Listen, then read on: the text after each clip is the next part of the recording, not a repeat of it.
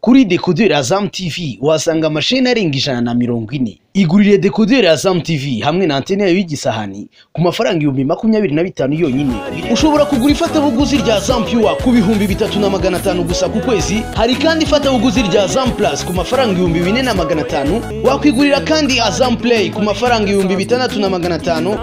Tuafitiye kandi full bouquet ku mafaranga 9,500.